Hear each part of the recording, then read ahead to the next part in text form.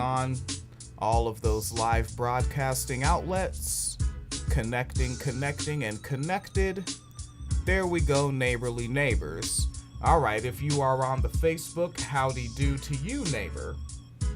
If you're on the YouTube, hidey ho to you as well, neighbor. And if you're on the Twitch, I don't know y'all niggas. I just made a Twitch account and I know I can broadcast there. Maybe someone hears it there. Alright, give folks a chance to join into the live broadcast here. Check my decibels. Looking good, looking smooth. Alright, folks, take your time, get in on the game. Make sure I'm actually live on that Facebook. Looks like I am. Only for about 6 seconds, but we are live on that Facebook. Here we are, which means to me that's my main one. So let's clock in and get it cranking, as it were. Now, sisters and brothers, we know we got over by the blood, the sweat, and the tears of sheroes and heroes, some whose names we know and some whose names we do not know. But I will tell you something, we have been here before. Now, the only difference is we got some company, Rev. We got our gay lesbian sisters and brothers with us this time. We got our Hispanic, Asian, Native American sisters and brothers with us this time. I think Dr. Reverend Martin Luther King said we may not have gotten here on the same ship, but we are in the same boat right now.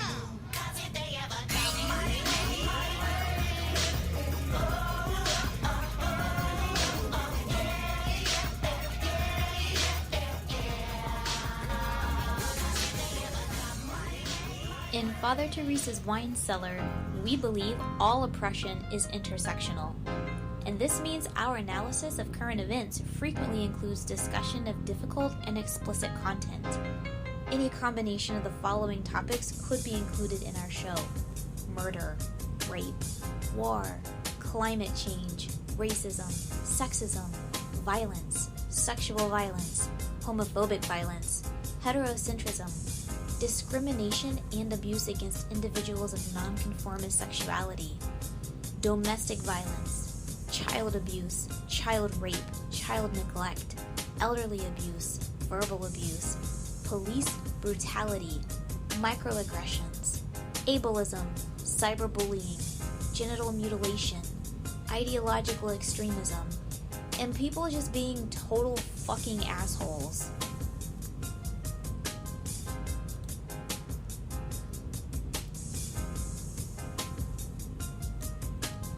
Okay, you know what? I was thinking, gotta keep it under 3 minutes for the TikTok, like we don't have a YouTube. Alright, so, would you date a bus driver? Is that what the thing is happening here? What's this? Mm-hmm. Would you date a bus driver? Would you date if he owns the bus? Now, folks, especially, it's really not folks, it's the conservative-leaning men, and I'm very comfortable speculating that you are socially conservative. Do you not see how obvious it is that this is entertainment in the age of algorithm hustling? Like, also notice that, and it's also clearly extemporaneous, it's improv. Let's run that back again, right? Look at this moment right here. Would you date if he owns the bus? She sat there trying to think of a punchline. Like, this is basically a comedian that's really not very good at the job. Like, she heard her perfectly clear, but she didn't want to just say no. She needed a hot line. All right? That's what that shit was. It's not serious. You don't need to be offended by it. And also, like, Fiend's clear. You're killing me. Oh, are you in? Are you tired? I'm in. No, I'm in. What do you think? Oh, this whole thing is ridiculous. This whole thing is stupid. So first of all, the person on the right side, what's her name? Mianla? She had a reality show that was just like embarrassing the shit out of black people who didn't have their shit together. right? The question itself is disingenuous because bus driver by default implies that you're speaking to someone like of a lower, like status or class. But bus drivers are essential workers. Like, try living in a major city and all the bus drivers go on strike. Nobody's getting to work, right? And then also her comment, well, if he owns the bus, like, it seems like a very capitalistic mindset of, how much money people make. And I know people are saying, well, you should be entitled. If you make a lot of money, like, you should be allowed to date someone else who makes a lot of money. Depending where you live and what kind of bus driver are, you may be making a lot of money. What I'm hearing from this is it's actually very classist in a social status way of I feel like a bus driver is below me. And it's very frustrating that that's like the actual conversation, but that's not the conversation anyone is having because they all got caught up in the algorithm hustle. In my prep for this, one of the comments I saw was she wants the finer things in life, which, yeah, I find kind of intellectually remedial, but also I understand it. Like, she wants to be able to afford, like when you go in the restaurant, the store, they want to be able to afford whatever the most expensive thing is.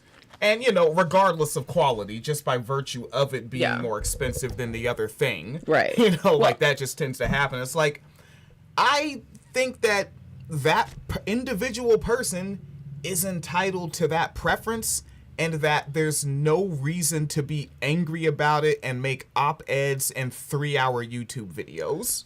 So actually, I'm going to disagree a little bit. I don't think people are entitled to have that preference. No. Because here's my problem. My problem is not having nice things.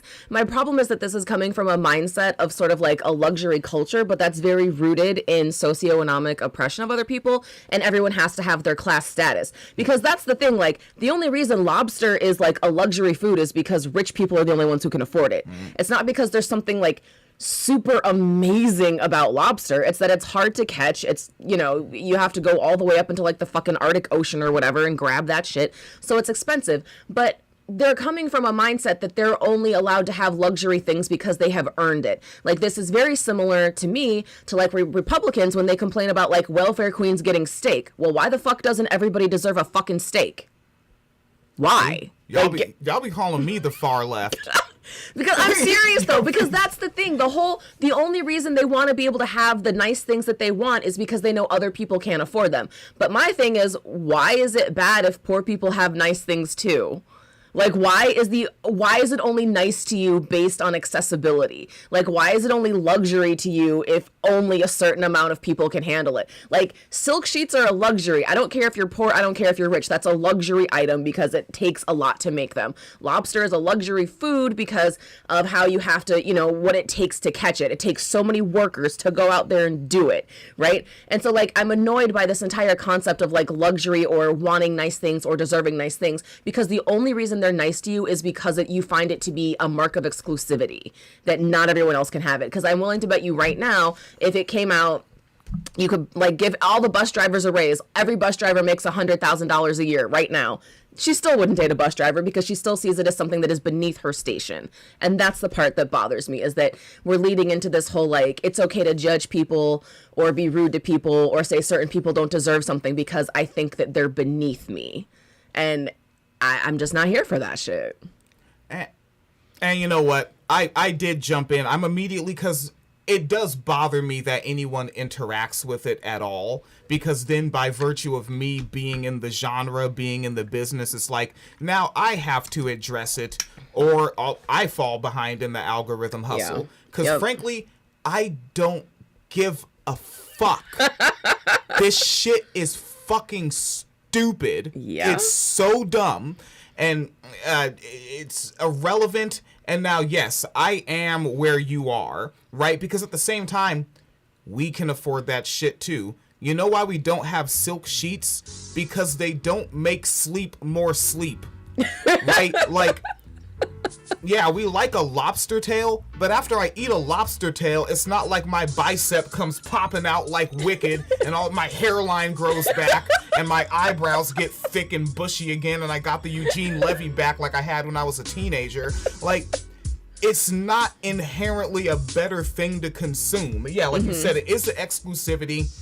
Now let's look at the exploitation. Yes. And I remember one of those old podcasts back in like 2014 in our genre. Remember, folks, we're coming into relationship from being political, all right? Yes. So that aspect is always going to be there. Yep. But it was, I think it was Marxism Today, and it was an episode about bullshit jobs. It was either Marxism Today or Jacobin. Okay. What's the difference? Yeah.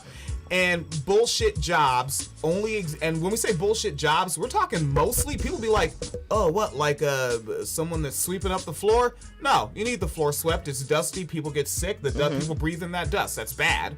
You actually need the floor sweeper. Yeah. But you know who you don't need? The assistant manager. That person doesn't really need to exist. The manager, probably also not. Think about what some of these structures are. You have the floor workers, then they have a group leader, even though the floor workers know the assignment better than the group leader. Yeah. They know the conveyor belt, they know the machines better. The group leader's just clicking on the mouse to say, we did 15 this hour. Like, they're not actually leading anybody. But then you have them, the group leader. Then you have the floor manager. Then you have the general manager. Then you have the nighttime general manager. Then you have the whole plant factory manager. Yeah. Then you have the city manager that oversees all of the plants. Then you like, it's fucking, and all it is really keeping those ground level workers who are breaking their bones, getting cuts, slipping and falling, right? Like me. I was so excited when I finally got a safety harness to get on the Skyjack. I posted on social media, I got a safety harness, everybody. I'm gonna die less. You know, like, it's to keep that proletariat away from the owner. It's just a buffer class. And I don't mean that the way Tariq Nasheed says it. It's a buffer class of bullshit jobs. Yeah. Now how does this come back to the bus driver thing?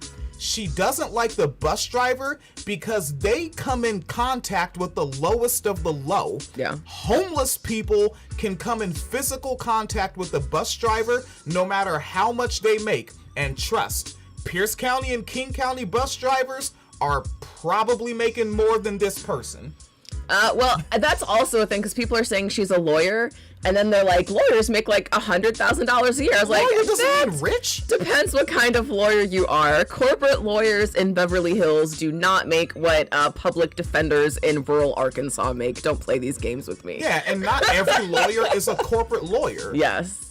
Like, Yeah. if every lawyer was a corporate lawyer, then who the fuck is handling the other cases? Exactly. And also, if they were just that ill at being a lawyer, they wouldn't be doing this show to make money too. Why does she have a side hustle? Is anyone thinking of this shit through? No, because it's all fucking based on outrage clicks. Because really, like, the ultimate setup is a bunch of people who are not wealthy looking at this being like feeling offended because they're being told that they're not worth dating, essentially. And then on the flip side, you have a bunch of people who do have money or feel entitled to money saying, well, I shouldn't have to be around fucking poor people. And it's like neither one of those are really a particularly healthy way to like have these conversations or frame these conversations, because the larger part is, what is your how do you relate someone's character to someone's bank income, right? Because if you're because all these things are so hyper focused on money. How much can you spend on a date? How much do you make? What is your annual salary? And those are incredibly valid questions when you're getting into a relationship with someone, right? Especially if you have kids with them. Like, I'm not saying don't talk about that, but I very rarely hear these conversations then veer off into, what kind of character do you have? Have we talked about how we raise children? Do you hit children? I don't hit children. How would we raise children if we had children? What type of political philosophies do you have? What type of, spiritual or religious ideas do you have? All I'm hearing about is money. And then it's wild to me because this almost seems like step one.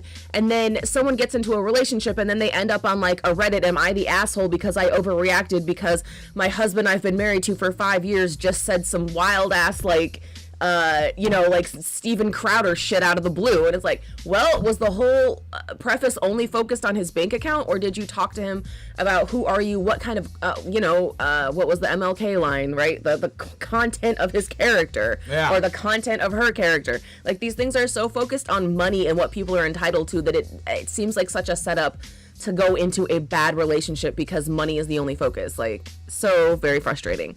But and also look at how they're selling the show to you. Do you not see how obvious the producers of this show have dressed this up? Even visually, right now it's on pause and we're just looking at them. The one who's trying to be nuanced is literally like costumed to be homely to you, right? And especially like in the context of anti-blackness, right? Her hair is natural. Her forehead is bigger. Her nose is wider, right? The space between her top lip and her nose is bigger. And these are things that's supposed to make her the more open-minded one. And then the individual that said the bus driver punchline, they've got the eyelashes. It's 2023. It is. They've got the eyelashes. They clearly what are they wearing? Do they call that the foundation? oh, there's all types of makeup happening there. Okay, so they're caked up, maked up. I'm very makeup ignorant. Yeah. Yeah, I don't pay attention to that shit. Because I don't like dumb shit, folks. Yeah, but keep in mind the one that you just said is supposed to be more open-minded is an inspirational speaker, spiritual teacher, and TV personality. So, you know. She knows what business she's in. Yes, she does. Right? She has the big nerd glasses on, right? That just says, I'm the one that reads. Like, it's literally a Daria versus Quinn thing for those of you from the 90s. I don't know, because I think when she gets down to it, she's just as conservative. Are you familiar with her material? I've seen some of her stuff. I've seen some of her stuff. She's one of those people who's like makes it seem like it's considering all options, but just keeps ending up like just a touch conservative pretty much every time. Like it's a weird thing. Yeah. Oh, well, that's because black people ain't conservative. Hella niggas is conservative across the board. Yes. And I mean that from hood niggas to to niggas that are politically active, to niggas that vote Democrat down ballot every election, still cringe if they see a movie and there's a gay kiss. There a lot of niggas is socially conservative. Quit being silly and weird. playing contrarian shit. Grow up. All right, I get it. You're playing contrarian because you want to click, but you're not being intellectually honest. That's a tangent. Or are we done with this stupid shit? I mean, yeah, it's, I think definitely it's, again, this whole thing is a grift. The dating thing is a grift. It's very profitable to keep people within the black community fighting with each other, right? Because now instead of actually talking about like things that matter, like worker exploitation, stagnant wages, inaccessibility to higher education and job training, like things that would actually improve this conversation and people's dating prospects and improve their financial aspects. Instead of that, we're talking about black women, blah, blah, blah, and black men, da, da, da. And it's like, this helps no one at all. And I think we should also like point to the women that are arguing with the men, right? I opened up just being like, fellas, stop clicking this shit. Also, women, stop clicking this shit. And also, why are you arguing with strangers on the internet about this dumbass fucking video clip? Why is that what you're doing with your life? Is there nothing more worth your time? Is this it?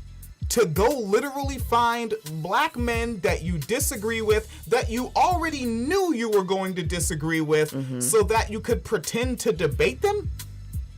Which is also the thing. It's not a debate. It's just the two sides like saying the most predictable shit ever to each other. Yeah. And you realize that your favorite YouTube grifters are just running away to the bank while y'all niggas' heart rates are going up over strangers on the internet behind ugly, stupid avatars. Look, grifters had to do something once people started getting out of churches. They had to find a new thing, another way. Right, yeah, you do realize that your favorite YouTuber, if there was no YouTube, they'd be in church telling you the fucking sky is falling and that the gays are coming to get you. I mean, shit, isn't the Shade Room affiliated with TD Jakes? I wouldn't know, because guess what, folks? I don't read the stupid ass motherfucking Shade Room. I don't read stupid ass motherfucking media takeout. Yeah. I don't read stupid ass motherfucking BSO. Baller Alert. Yeah, Black Sports Online. Like, I think the only times we have to go to that shit sadly, embarrassingly, is when we are covering a specific black story. Over our 9 years of podcasting together, that's the only time we have to go to those fucking spaces. I think one of them was like somebody was outed or something like that, like a director or something.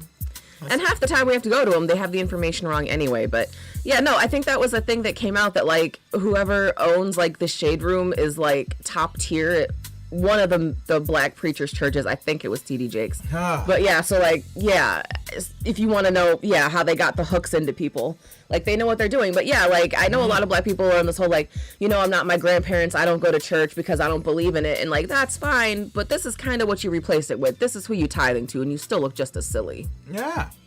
So like maybe instead of following these goofball ass outlets, and also this is the griot. Doesn't the word griot mean black? Yeah. Yeah. Oh God, embarrassing. And keep in mind, the griot, who was the previous owner, the original owner, Joyanne Reed. They've always been hustling you. All right. So you want to get it right.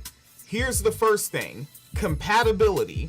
You're never, ever going to have a compatible relationship if you can't even find people of which you are ideologically compatible with online to have serious discussions with. You're already failing. All right. Is this too mean? I don't think we'll see. And at some point, if you want, we can actually criticize her show that was called Fix My Life, the one on the right. That was her reality show. It was on Oprah's network. Guess what I don't watch, folks? And it's not like I'm the most super intellectual, like, I just read the New York Times. The New York Times is propagandist leading into war. But yeah, I'll tell you, I'm most likely going to go look at Associated Press, Los Angeles Times, Sacramento Bee, San Francisco Gate.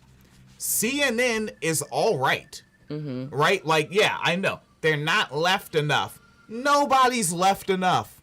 All right?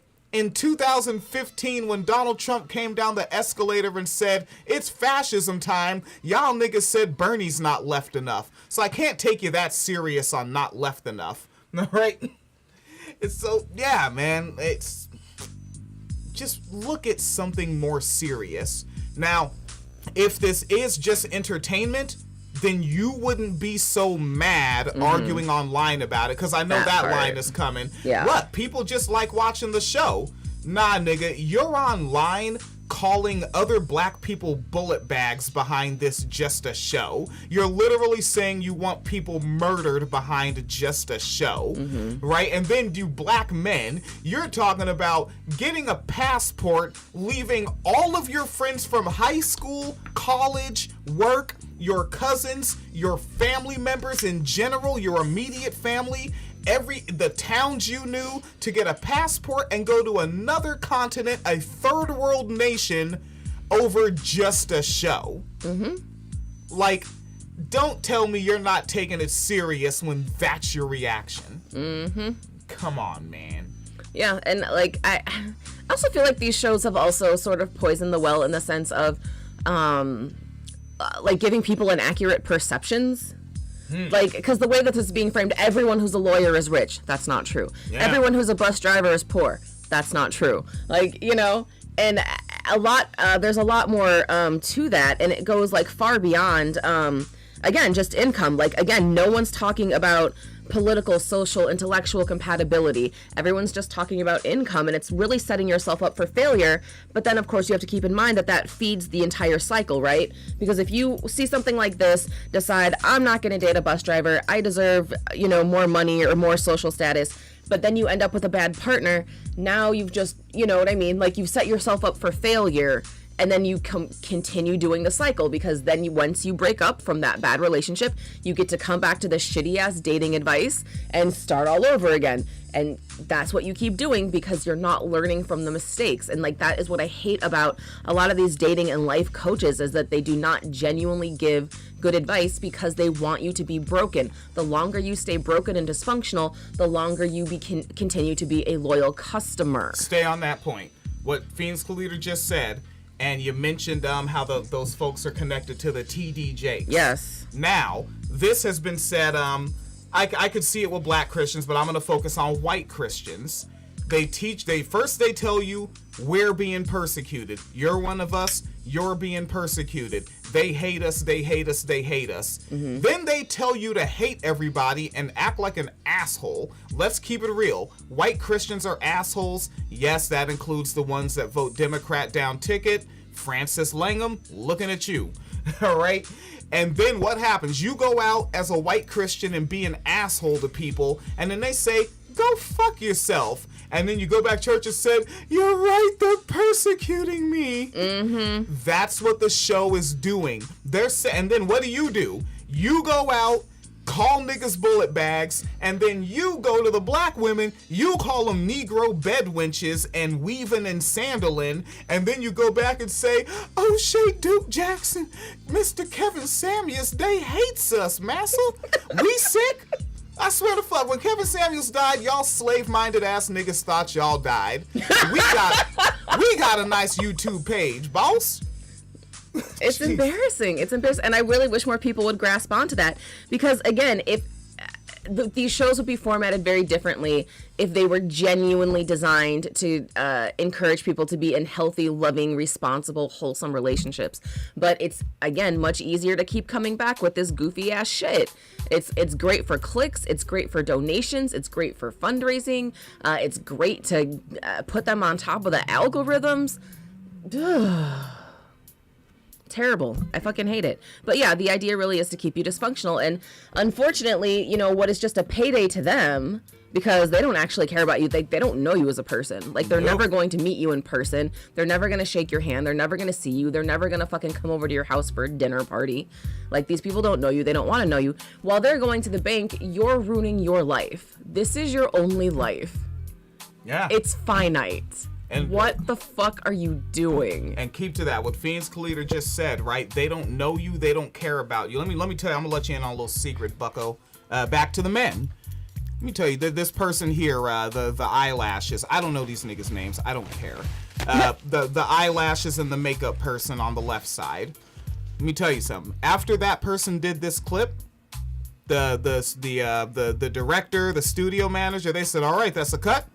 And then she looked up and said, okay, that's a cut. We got that one.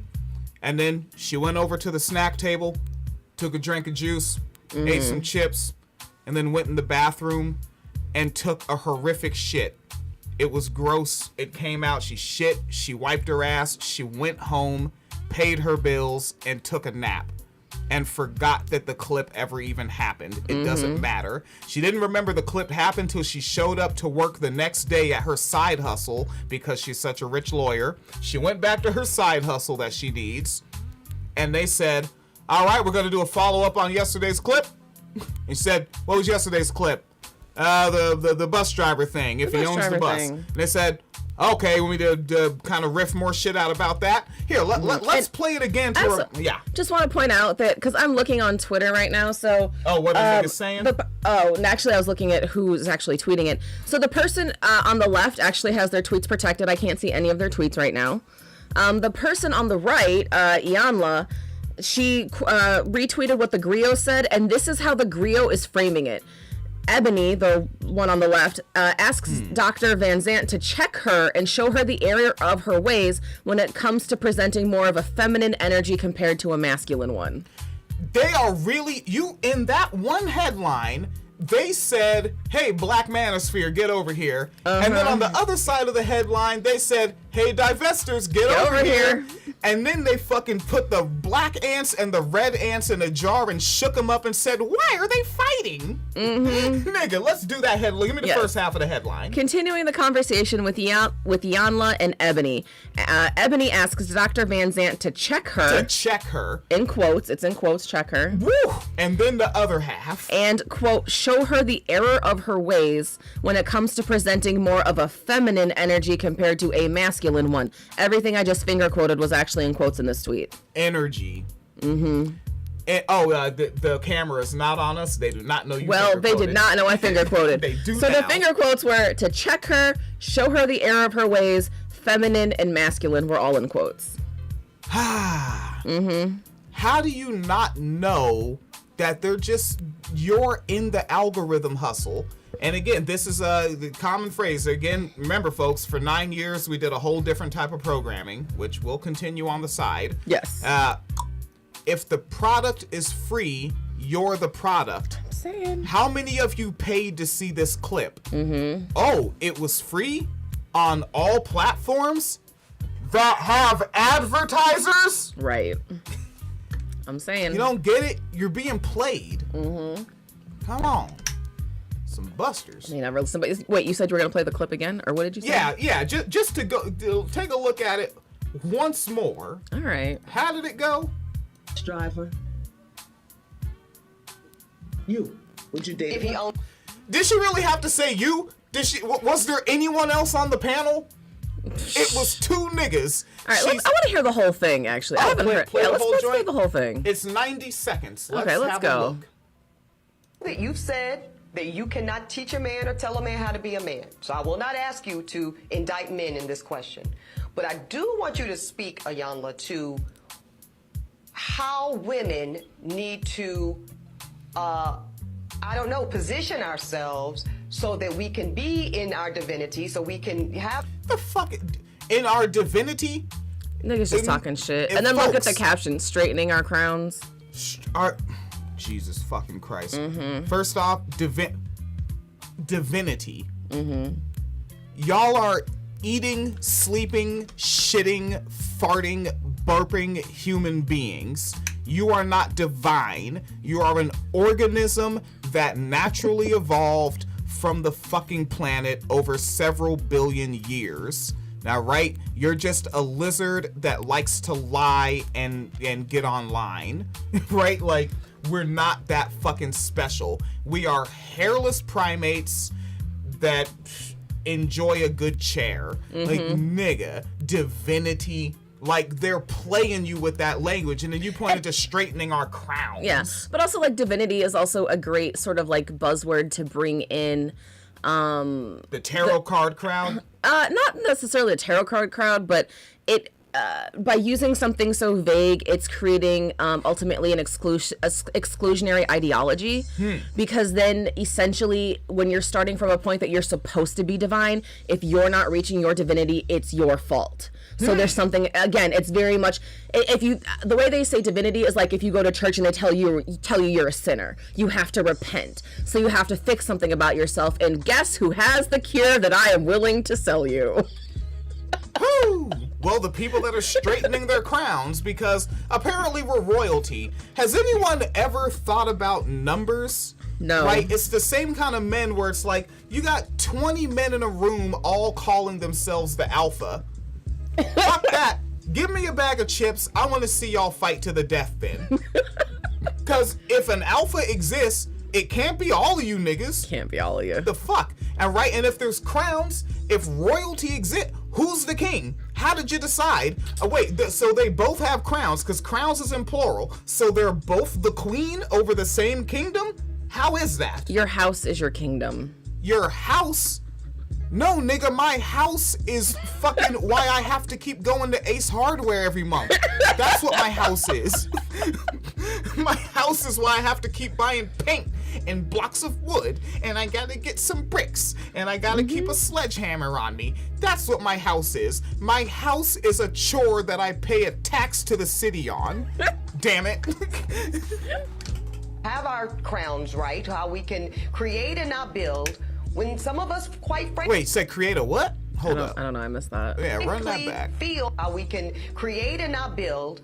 Create and not build? Create and now build? Now Oh, build? create and now build. Maybe? I think. Okay. Right. We, Phoenix and I are not from the same place, but we have enough of the lack of understanding of certain accents from other places.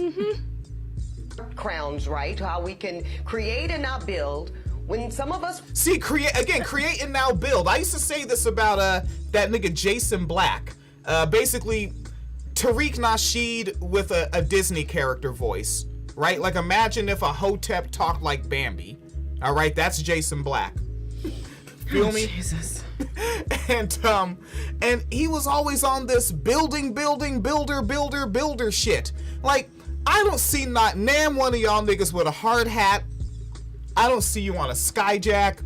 I don't see you with a fucking excavator. You're not building, all right? Going to work and making money isn't building. For the most part, building has already been done. It's about time for some structural maintenance of our roads and whatnot. Am I going too far left? Yeah, a little bit. A little bit. Yeah, but let her finish it. Let me see. All right. Building. God, the words they use. Can you not tell how unserious these people are? Nope. Here we go. Right? How we can create and not build when some of us, quite frankly, feel that the men that are... You frankly feel... Yeah, my bad. I hate these people. All right. Crowns, right? How we can create and not build when some of us, quite frankly, feel that the men that are available to us, and I'm talking about across the color spectrum, across the age spectrum, trust me, I've done them all, they are not positioned to protect nor provide because of some of the statistics we just talked about. They're not earning the incomes. They're not having the resources, and some of them are not even showing up in the leadership. Would you date a So, bus? okay, Yeah. that is my whole thing. What was the focus on? Again, money, money, and money.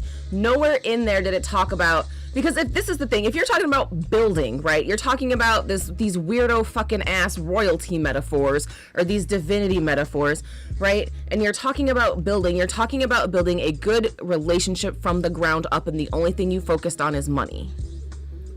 What is the term gilded cage, y'all? This is what you are setting up for yourselves. You said gilded cage? Yeah.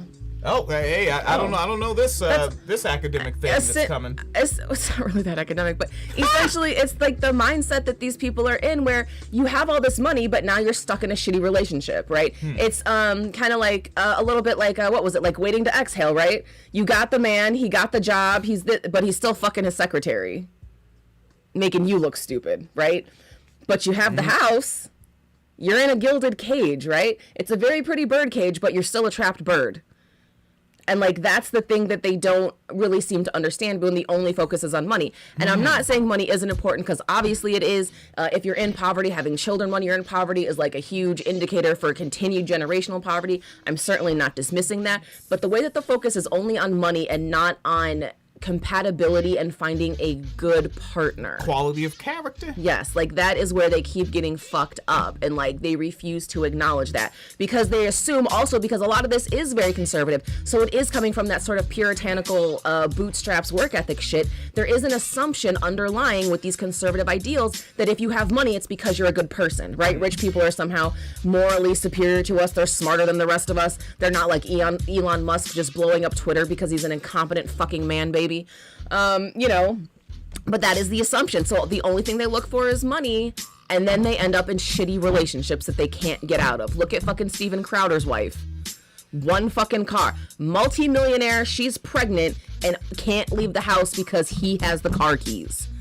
Was the money worth that? Like, look at what you're getting into besides the financials. Or even fucking, I forgot her name now, the one who's divorcing her husband because he was a soccer player, I believe. He was accused of rape. This happened in Europe. He was accused of rape, and she went to get like her, you know, like alimony and shit. She doesn't get anything because he put everything in his mother's name.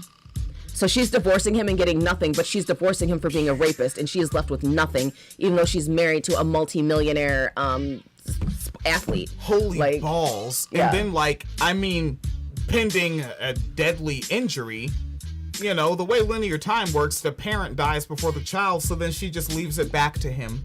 Mm-hmm. Whew. Mm-hmm. I didn't know that story. I tend to not follow that stuff. Yeah, but it's like, these are the sort of situations that when you're only focused on the money and pretending that money creates a moral person, this is where you end up. And that's like, it's so very frustrating that all of this is so steeped in like capitalism and consumerism, because this is the same vein as how we get the, well, if you can't afford to take me on a $200 date, then you're not good enough for me. Or if you're not bringing something to the table and I can get to, you know, my 6-figure salary because you're staying at home with the kids, then you're not doing enough for me. It's no, you want someone who's good at raising children to raise the children. You want someone who's good at being a partner to be your partner. And like, that is so rarely the conversation. It is so frustrating to me. Yeah, like if our material conditions were met, like if we weren't in capitalism, and you know, well, like the still the concept of like You get up and you leave the house and you do a thing that benefits the community. Yeah. Yeah. You know, but not fucking capitalism, right? Like, let's say that exists, but our material needs are actually met and it's not based on exploitation. Because, like, I aged out of foster care, folks, all right? Like, I had to make my fucking way. And, but let's say, like, and Phoenix Cleater and I met when we're, like, 19 or 20 and our needs are met. Yeah. Leave me home with the fucking kids. Yeah. Change the shit out them diapers. Yeah. Walk around. I tell them about what the Reagan administration was like. I'll tell you something. You know what I'm saying? That little motherfucker Reagan. No, listen, nigga. Hold your head up. Broke neck nigga. Trying to tell you about the Reagan administration.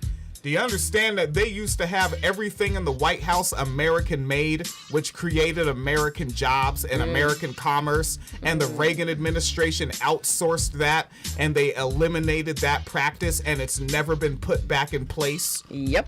That's important. All right, just saying. Yeah, I would actually be home with the kids so I could tell them some shit, you know, and then take them outside gardening, you know, show them how to fucking pick these weeds and plant them carrots and get those peas going. Come on. It'd be nice. Yeah. All right. There's more. That's what I was trying to tell Phoenix Kalita. We should just play the whole video. Driver. Would you date If he owns the bus. If he owns it. If he owns the bus. See, that's a problem. That's a problem. Okay. Because the standards and Now I'm not on anyone's side. And also notice how she's fucking smiling after she said it. Yeah. Because she knows that this clip is a moneymaker. Yeah. She just got her bonus check for the summer vacation this year with that clip, and she's smiling her ass off, thinking about what kind of surfboard she's gonna buy or whatever she does in the summer. But then the other person says, that's the problem. And again, like, this is where Phoenix Leader disagrees with me in the beginning. Because, like, that one individual wanting that, fine. It's not my problem. It doesn't affect me. But the macro social conditions that create that idea are the problem. Yeah, like, I guess if that person came up with that idea on their own outside of capitalism, sure, but we know where it came from. Right, except that's the thing, because if we genuinely didn't have capitalism and everyone's material needs are met, how many people would be coming up with these ideas? Because it wouldn't be lobster is a luxury food or steak is a luxury food. It would just be like, we have steaks and it's fucking delicious. Like, that would be... And as a man, because I know how to get in the kitchen and cook the motherfucker. Saying. You know, like a real man. But yeah, let's see why. I want to see why Yanla says it's a problem. Oh God, it's a problem because let's hear it, fake Daria.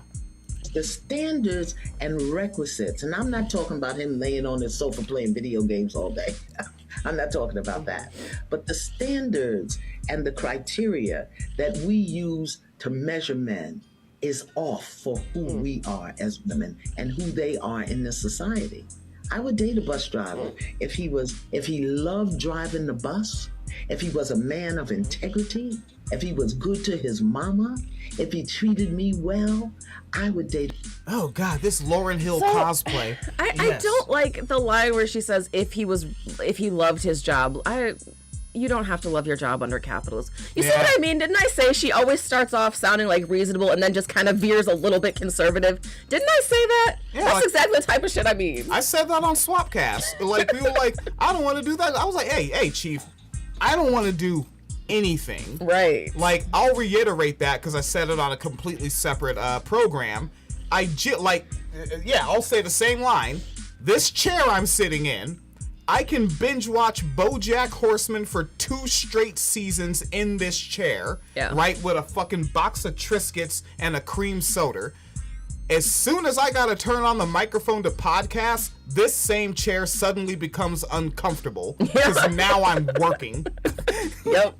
Right? Yeah, like literally my butt hurts, but I guarantee you when we turn the microphone off and I look at YouTube for a second, I'll be like, man, this chair is all right. Yeah. Yeah.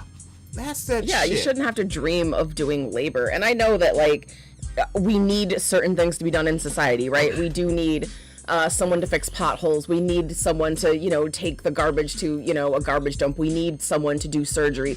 I understand all that. But, like, a lot of us, come on now, we could either work less at what we do or do entirely different types of work. Yeah, like here's something.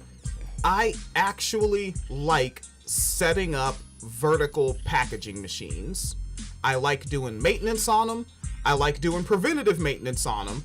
I like going upstairs and disassembling the fucking machine and taking out the electrical component, and then I turn to Jorge and I go, "Hey, Jorgito, it's the malo way." You know, I like that shit. But it's like it's something that's done by force. You know what I'm saying? It's the fact that I don't have a choice to do it.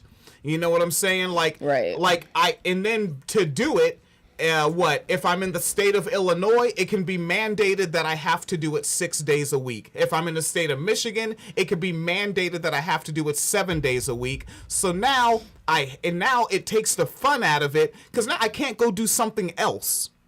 Because I would also like to engage in another activity, right? I want to go disassemble an old pallet and take the nails out and then reassemble it with new nails and turn it into a garden bed and paint it brick red. Mm-hmm. I want to do that too, but because of the capitalism that that this ebony is so in favor of, like, no. I have to be in the factory after I already had fun with the machine. I had 20 hours of fun with the machine, but apparently the standard is 40. Right. But then the state mandate is 60. Right. The fuck is that? Exactly. Yeah, we shouldn't be fetishizing labor, but then also, again, I'm still convinced that the reason they're so obsessed with it is so that they know where to treat you on the social ladder. Like, what kind of work do you do that determines your space, determines your place? And, like, I don't know how much Ebony makes. I keep hearing that she's a lawyer, I guess. But my thing is, like, so I'm from Chicago.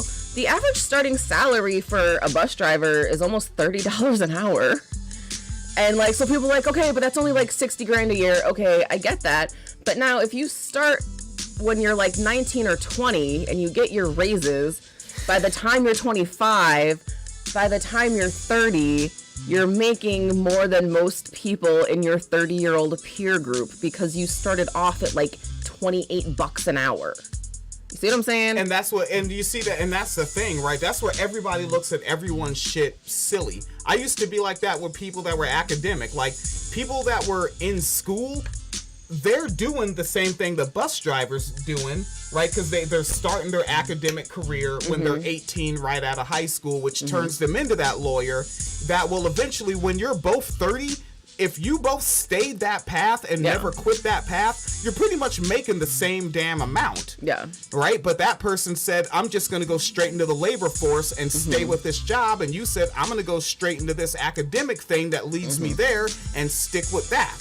Right, but if the bus driver doesn't know anything about academia, all they see is, hold up, so you're just in that apartment with top ramen and student loan debt, right? But then the academic that knows nothing about the bus driver, they're just like, so homeless sneezed near you? Woo! But look at you both 10, 15 years later. Right. Because I'm, again, like Phoenix Leader speaking of Chicago, Illinois, and I'm speaking of King County, Pierce County, Washington State. I have never in my life met a bus driver that didn't have a fat fucking crib with all the trimmings. Like, I knew one bus driver, because I knew her son. We were hip hop heads. Yeah. Playing the Beanie Siegel album and analyzing it like good 15-year-olds. And she had like multiple grandfather clocks. Yeah. Those things cost a ball in a bag, man. Yeah. Like, her house was fucking chunk mode, and she was single, so it was all on her individual salary. Oh, nice. Yeah. And with us being 15, she was like barely 40, chilling. And then, like, what, at this point, that was 1990. She's retired now. Yeah. And probably has a fatter crib. Yeah, which is so funny because I know someone who's actually a janitor. Who basically like graduated high school and then literally the next year came back to work there as a janitor, and they're still there. They have never left, and it's been actually over 20 years now since they've graduated high school. Still the same janitor job, but like they've gotten the promotions. And I remember it was such a funny thing when he was always trying to date, like, in his, like, you know, mid to late 20s, a bunch of women didn't want to date him because they were like, oh, janitor, oh, it's beneath me. But now, like, a lot of those women are trying to date him now because he still has the same job and is making more money. Oh, no, he's like that whack rapper with the, back then, they did not want me. They did not want me. But Yes, now they are conveniently. all on me. Yeah, I mean, not all, but yeah, it's funny that a couple, because that's also a thing too, is also, it's fine to talk about money, but also be aware of what industry you're in.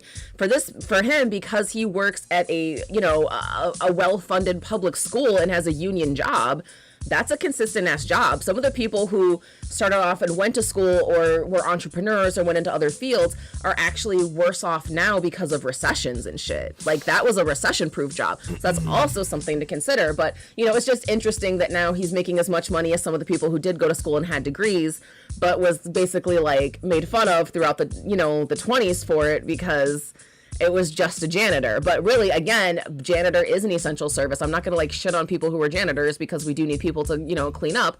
But again, that's about the social standing, I think, more than the money, is that like, that's beneath me. I'm better than picking up garbage. That's for homeless people and for felons when they have to work on the roadside. I'm above it. Let's remind folks where we come from. Feasible Leader just said that's a recession-proof job. I can't help it. You know where I'm going with this. Now, but look at folks trying to like underhandedly abolish public schools and turn them all private. Mm-hmm. Uh-huh. Mm-hmm. And don't think it's just one side. Looking at you, Cory Booker. Oof. Yeah. You're the worst thing out of New Jersey. Fucko McSmucko. All right? Fucking Jersey Shore is better for the state than you. Oh, no. Yeah. Oh, yeah. DTF. DTF around and find out. Oh, God. I make myself laugh. Men laugh at their own jokes a lot, and I'm one dork. of them. All right. Shit. It's 2:20 in the PM. It is. I think we done did it. I think so. Oh, shit. 48 minutes? God damn it. Yeah, we've done 2 hours of podcast work today. Yeah. And then I guess I'm going to go bust a shift. And then we're going to try not to die on the road. Because it is what they call Cinco de Mayo. Yeah. Everyone's going to be fucking hammered and partying. It is time to drive defensively. Maybe the next vehicle ought to be a Hummer. I'm fucking scared. I'd be looking at Hummers like, opulent, gas-guzzling bullshit that you won't die in if someone slams into you. Mm-hmm. Right? That's the real reason. Like, oh, these drivers. These are the worst drivers ever. I fucking swear. Yeah. So bad. All right, let's see how this one. I think I'm not too pleased with my performance on this episode. I think I yelled too much. I think I was too mean. I think I said the words dumb and stupid too much. I was too insulting to the potential audience. I don't apologize, but I do acknowledge. I don't apologize. I'm just acknowledging. Okay. Yes. Yeah, because like emotionally, I don't feel remorse. And ethically, I don't think that the type of people that are obsessed with this content deserve that consideration. So I don't apologize, but I do acknowledge. Yeah, I'm just looking up that person again. Yeah, it says they're a lawyer and they host a TV show. But yeah, I'm still stuck on, you know, what I said. And it's perfectly fine to want to date someone who's of a similar income level than you. I get that. I appreciate that. I also understand not specifically wanting to date someone who's in poverty. I get that too. But if this is about social status, just fucking say that. Just say that you're a class hole, honestly. Damn, we haven't said that in a while. We haven't said that one in a while. Because, yeah, if somehow, like, a steak and lobster dinner loses value if a poor person can have it, it was never about the steak and lobster. Like, and that's kind of how y'all view dating, and it's actually kind of disgusting in a lot of ways. Yeah, and looking at these niggas, like, this is the funny thing about seeing black people that look older. That means they're our age. Which means if y'all niggas were boomers, like, I get why you hated these damn rappers. Because now niggas with their damn undershorts hanging out not nearly as educated as you. They're barely articulate, but they can afford the same steak and lobster you can. Yep. But then let me tell you something, folks. When I was in my early 20s in a fucking restaurant working, I could also go get the damn steak and lobster. Like, y'all niggas act like once you find out that you can just buy that shit in the store and we're talking like pre-current inflation prices, I'll go get that lobster tail for fucking $6.50. it ain't that major. And also, again, let's reiterate this. When you finish eating the lobster, you don't look down and instantly have abs. It's not like it's this amazing superfood. Like, calm that shit, smooth the fuck down. Okay, we keep it. It's like not knowing how to hang up the phone.